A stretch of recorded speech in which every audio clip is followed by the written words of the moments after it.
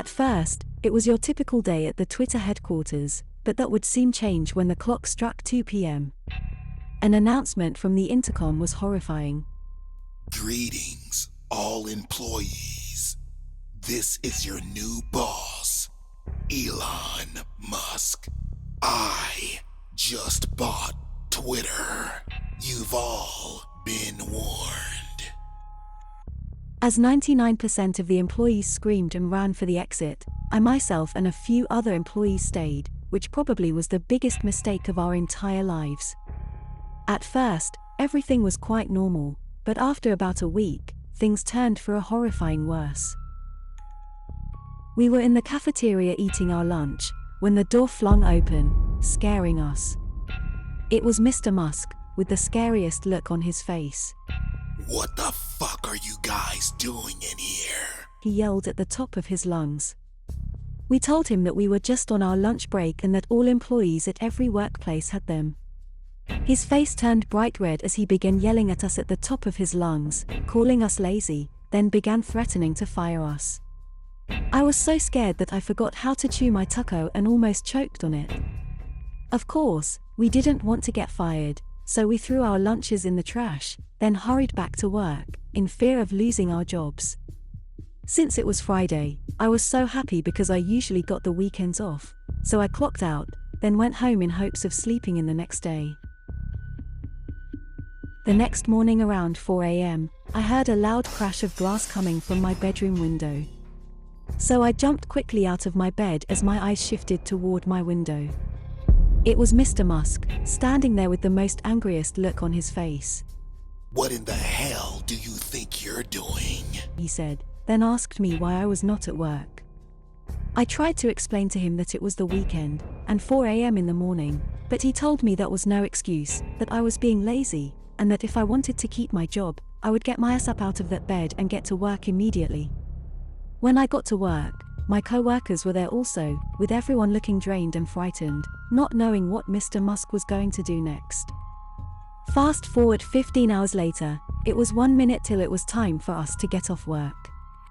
So we began walking toward the exit door, but then we noticed that the doors were chained shut. Then an announcement came over the speaker. It was Mr. Musk telling us that we needed to stay there at work for the remainder of the weekend and wouldn't be allowed to go home or make phone calls. And you won't believe what happened next.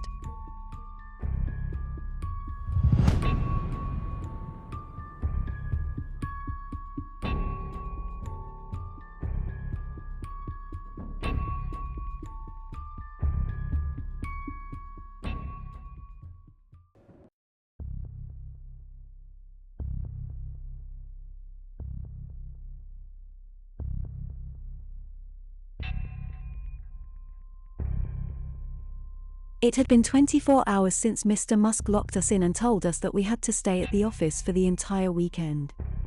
We were beyond tired, and in desperate need of sleep, but every time we dozed off there was Mr. Musk screaming in our ears.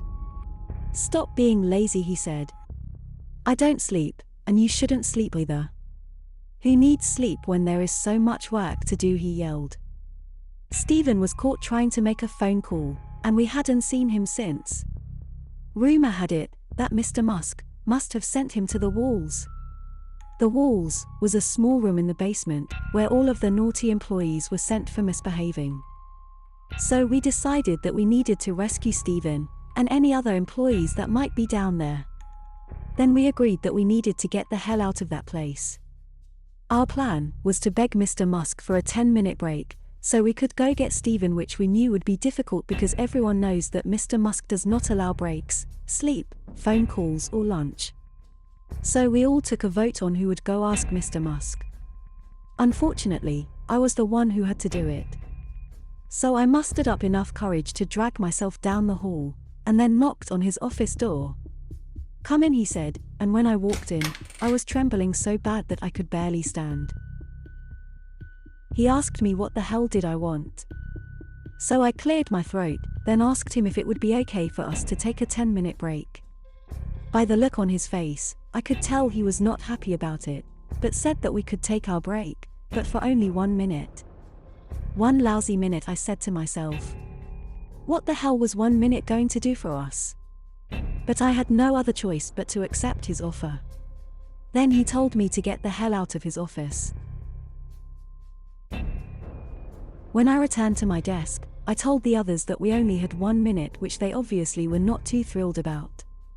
So we walked briskly down to the basement to look for the room where Stephen might be, but time was running out, so we decided to head back upstairs before Mr. Musk caught us. But as soon as we were about to leave, we heard the voice of Stephen coming from behind a small locked door.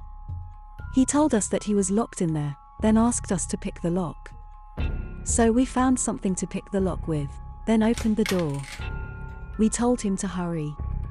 But as soon as we turned around, there was Mr. Musk standing there, and he was beyond unhappy.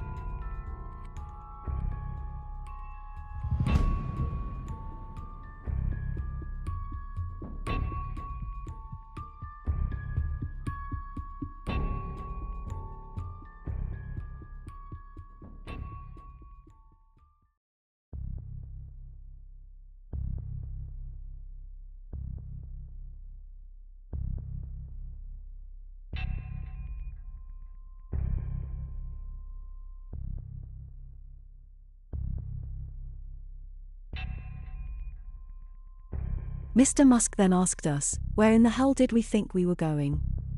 I have to admit, I was beyond horrified. So much to the point that I freaked out, grabbed a book that was lying on a shelf, and threw it at him, hitting him in the face. Then I screamed at the top of my lungs, and ran as my co-workers followed, but it was so dark down there, that we couldn't find the stairway. And all we could hear is Mr. Musk's footsteps, coming after us. We knew that Mr. Musk was a mean boss, but we wondered what else was he capable of.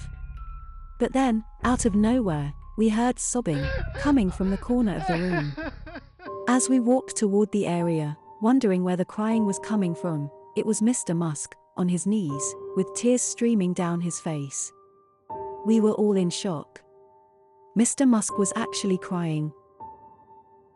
I asked him, what was the matter? He told us that people misunderstand him. That he is not the bad guy that the media makes him out to be. He said that he is a perfectionist, and sometimes, he pushes too hard. Then he stood up, and apologized for being such a dick to us. He then said that he wanted to make it all up to us and give us raises, as well as higher positions there at the company. So we all forgave him. The next day, he had put out a worldwide public apology, and asked for all of the employees who quit and that he had fired, to come back to work, and they did. From then on, Mr. Musk had turned over a new leaf. Twitter thrived. And all was well. If you love horror at its finest, join my streaming service, Dark and Twisted TV, to watch my exclusive animated horror series, My Girlfriend Wants to Kill Me, and more. Others have joined. So what are you waiting for? Join today. Link in the description. Now on